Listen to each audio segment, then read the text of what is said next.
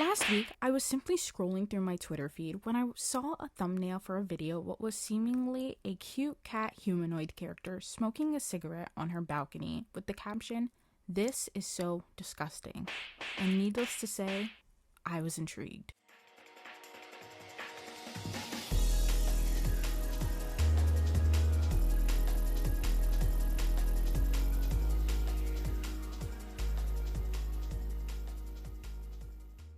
For the entire week, my timeline was completely flooded with clips and images of this show. People saying it was horrible and disgusting, some saying it was relatable and eye-opening, while others accused it of being fetish content. Obviously, with the debates going on, I decided to take it upon myself to watch the first 2 episodes that were released on Netflix, just to see what exactly the drama was surrounding it, and if the show was even worth watching to begin with. But before we start, this is only my second video ever and my first time dabbling in content like this. So if you like it, feel free to subscribe, like, and also let me know down below what you'd like to see me talk about next.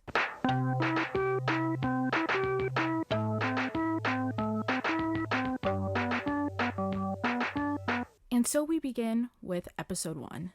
The anime starts off with our protagonist, Yani Neko, smoking a cigarette on her balcony. It's seemingly innocent until she dumps her jar of tar, ash, and cigarettes on the head of her landlord, who had just finished cleaning up a minute before. Out of anger, he storms to her apartment where he finds Yani Neko undressing herself, and he retreats to indulge in some adult activities which I will not be showing. It's not extremely explicit, but you can obviously tell what's going on by his facial expressions, which is odd and uncomfortable, but whatever. I kept watching. Before this, though, we see Yani Neko searching for a cigarette, where she finds one in her trash and smokes it, even though it has some mysterious brown liquid on it. And then it cuts to her violently using the toilet, which I will also not be showing. Already, the anime has a very mature start and a strong atmosphere, which nearly turned me away. Not because of the maturity of the content, but because I already felt as though the edgy behavior would become very uncomfortable very fast. And it isn't hard to tell why there is debate on Twitter about what's happening, considering it only happened in the first couple minutes of the first episode. But okay, out of fairness to give this an actual review and give it a decent try, and out of silly hopefulness that maybe it could get better and have some real nuance to it, I decided to keep watching. The episode continues with Yani Neko struggling to make ends meet with her day jobs, finances, and supporting her addiction.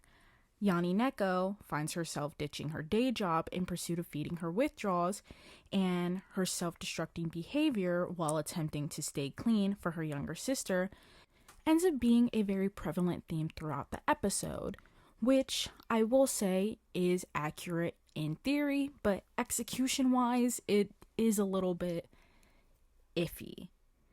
Now, as we can see, Yani Neko's addiction is very clearly interfering with her health and wellness, especially in scenes where after Yani Neko opens her fresh pack of cigarettes and it flies into a pile of crap, she ends up having a mental debate on whether or not she should just cut off the buds.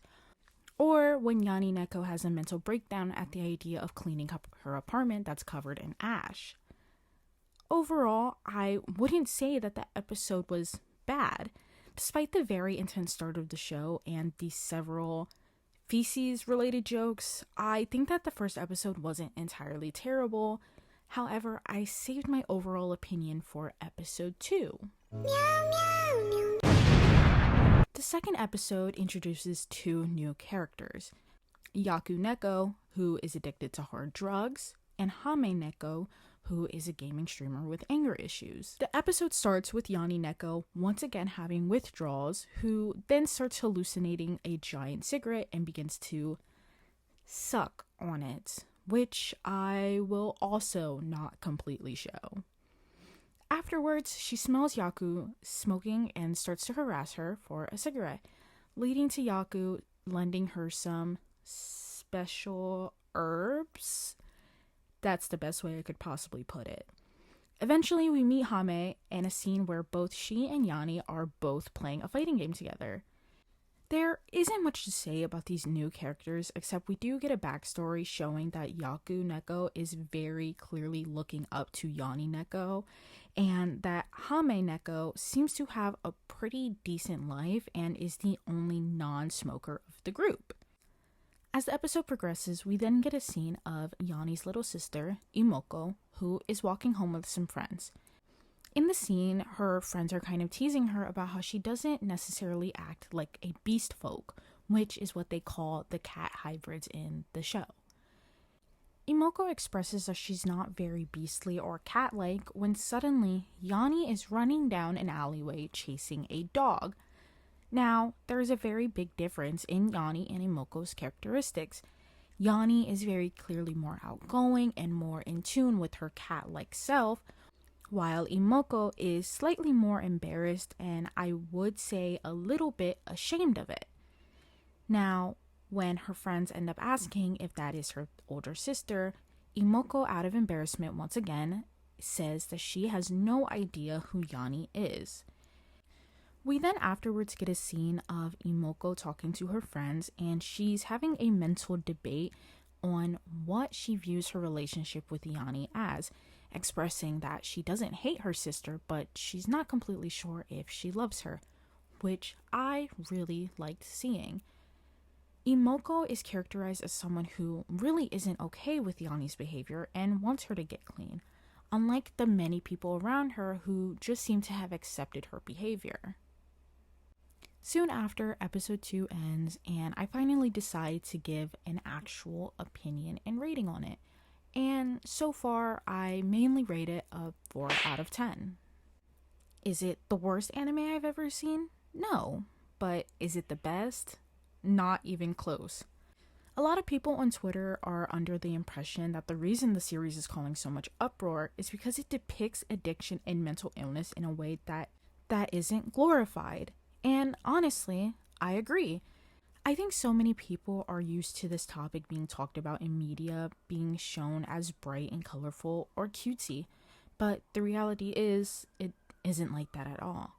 I really enjoyed the parts where the show was actually more nuanced about these topics, such as Yanni having several mental breakdowns during the episode, or Imoko struggling to support her sister through her addiction.